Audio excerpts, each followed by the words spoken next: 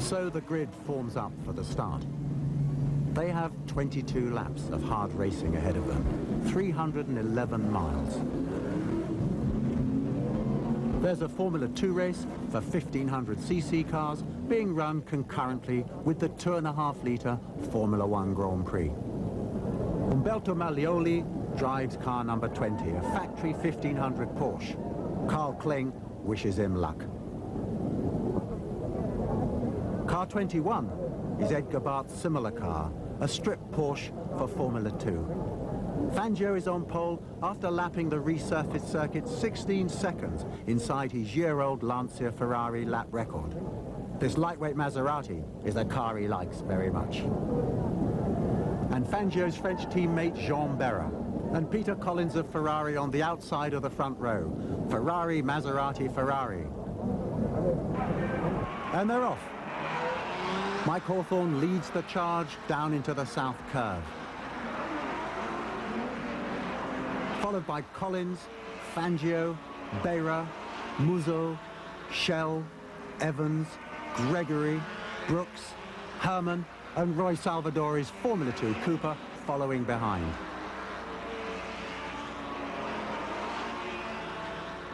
And the stripped-out sports Porsches are showing well.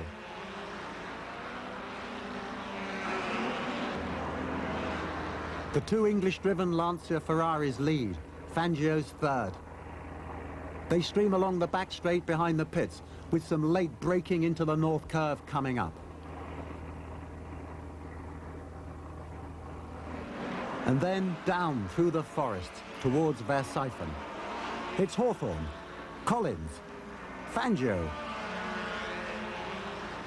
Berra. Oh, and Moss's Vanwall. It's being passed by Musso's Ferrari. And Harry Schell right up behind with the third lightweight Maserati. Then it's Tony Brooks's Vanwall. And Lewis Evans.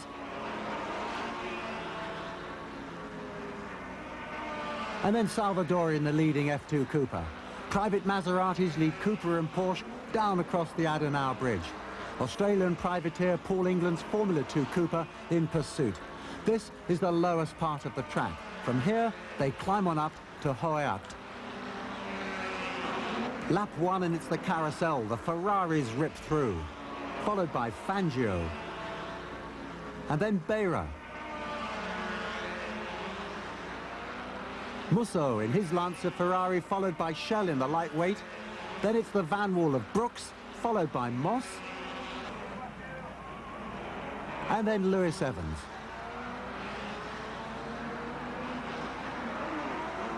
Maston Gregory leads Herman, and the Formula 2 Porsches are next.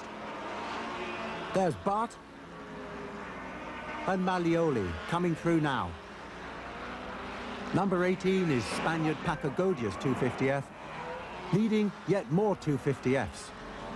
And another Porsche. The race is definitely on.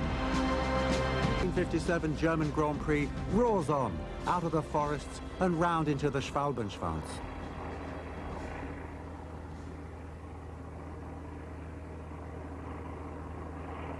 Through Dottinger Höhe and along the Hedgeline Straight.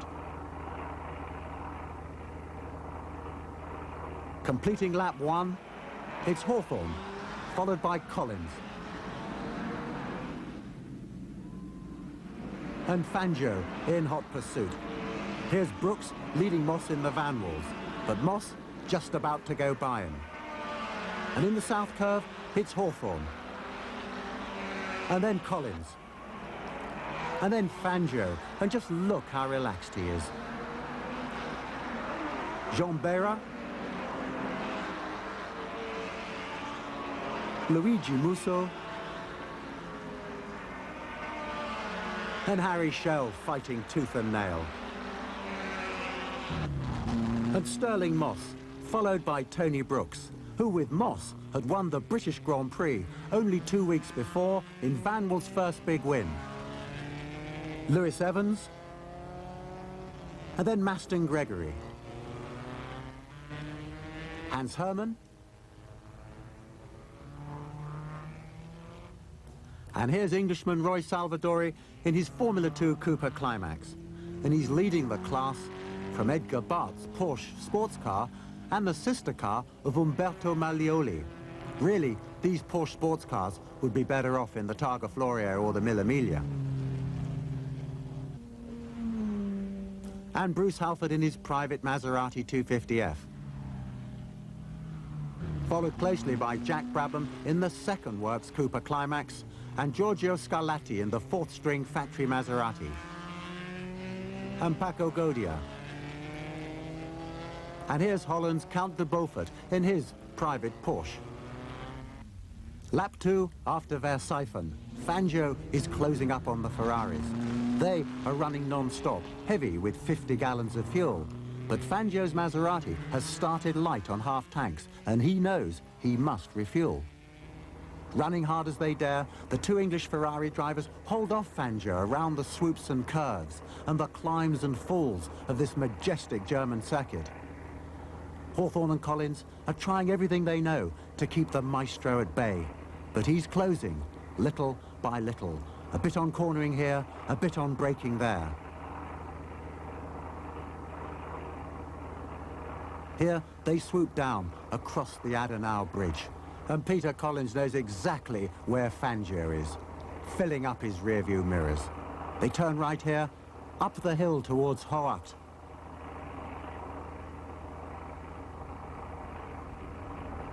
And at the carousel, the Lancia Ferraris run first and second, right in there, Fangio third, Beira fourth.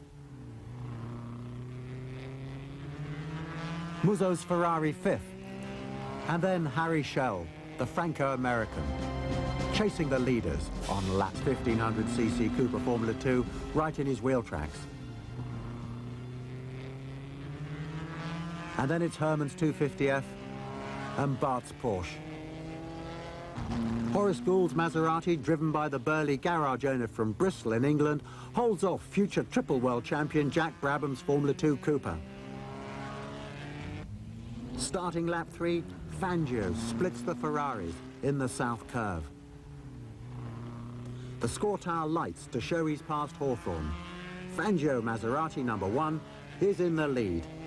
Here he comes, back towards the pits under the Antonius Bridge. Peter Collins now second, Hawthorne third.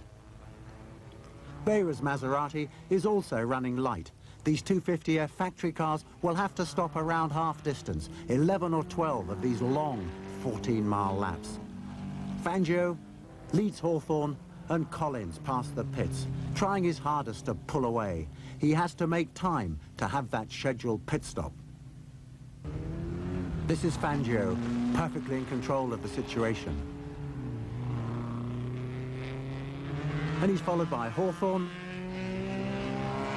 Collins, Beira, and Schell looking a bit desperate. And Bertocchi has Fangio's pit signal ready. It reads 6 laps, 11 seconds lead over Hawthorne and Collins. So Fangio is building a time cushion to permit a quick refuel without losing too much lead. And look at those movie cameras, no video back then. Beira is the first to pit, ending lap 10. This looks unbelievable today, but this is a race stop, 50s style. Bertocchi opens the filler cap. Beira snatches a quick wash. Fresh tires are fitted on great-looking Barani wah wheels. Now, watch that filler cap closely. Beira leaps in, breaks the cap off. Here he is, rejoining ninth with the broken cap refitted. Hey, what about your goggles? Fangio is breaking the lap record to build that vital lead. On lap 8, he'd clocked 9 minutes, 30.8 seconds. He's in perfect control here, on his way up to Hoacht. He's got a nice lead, but he knows he has to increase it if he's to get that pit stop in. Muzzo goes through his third-string Works Ferrari, trailing a Maserati. And here's the Italian works Porsche driver, Maglioli. He's sliding the Formula 2 cast car over the bridge, onto the uphill climb, and then right and away round the bluff at Exmuller. Lap 10 sees another Fangio lap record, 9 minutes, 29.5 seconds, and look how he throws it into the carousel. And Hawthorne chases Collins, who's taken second place. Muzzo pouring it on. And then Tony Brooks in the bad handling Van Wall. Fangio's lead has now increased to 28 seconds. But will it be enough? 1957. And Fangio heads his leading lightweight Maserati into the pits. Can he rejoin and keep in contact with the non-stop Lancia Ferraris now catching up fast? Bertocchi on the filler. A knockoff hub nut spins back on. But watch that far side mechanic. He's lost the hub nut. Let's see that again. First of all, he takes the hub nut off and removes the worn tar, throwing it away. Then he brings in the fresh wheel and tar, fits it onto the hub, but the hub nut has spun away under the car. Well, we've always known this pit stop was bungled, but this truly historic footage now shows us exactly why it happened.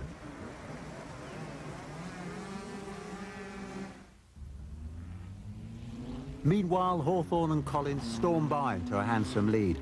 They've both seen Fangio in the pits and know they've got to put some distance between themselves and him if either of them are to win this Grand Prix.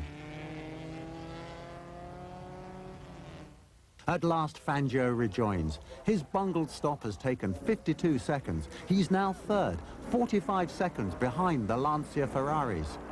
He knows they've gone by and the adrenaline is rushing. We're about to see what a true maestro could achieve.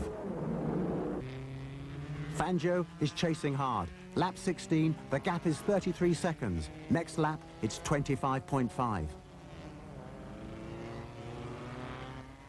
They're siphoned. Hawthorne and Collins flat out in their powerful Lancia Ferrari V8s.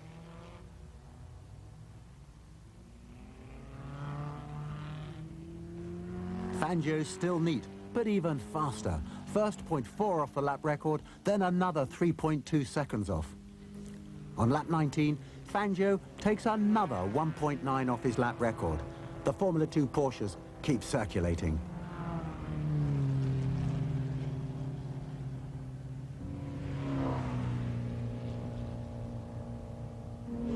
The Lancia Ferraris round the carousel.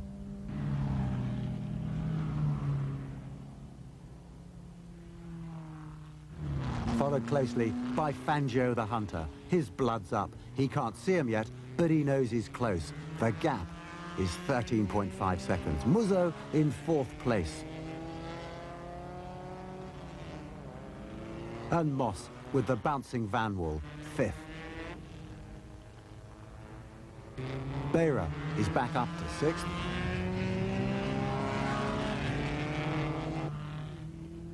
And Harry Schell running seventh.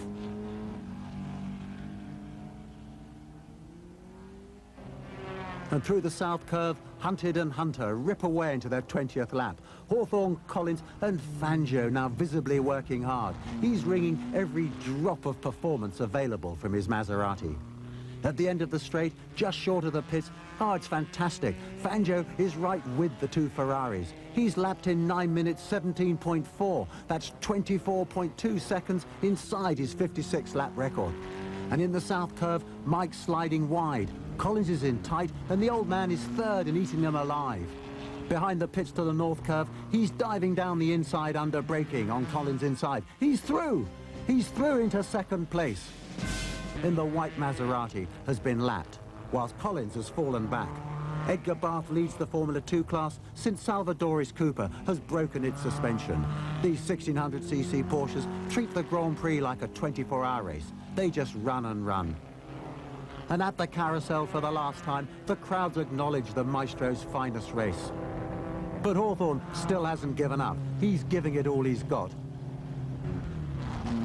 But poor Pete Collins' clutch is frozen, one goggle lens is smashed, so he's settled for third. Fangio takes the flag. winning his 24th and final Grand-Prix and the Drivers' World Championship for the 5th time, the 4th in successive years. As he pulls in through the gate at the end of the pits, Mike Hawthorne, hatless, draws alongside, and look at the smile on his face. Look at that reception. Adriana, Fangio's wife, is ready with a kiss, and the ecstatic Maserati mechanics with more. They shoulder their champion to the victory dais. The British boys show how to lose with grace. They're delighted for the old boy, as they call him. Ugolini kisses Hawthorne, and Collins joins the party. Fangio's greatest drive is history. He's just become world champion driver for the 5th time, a record.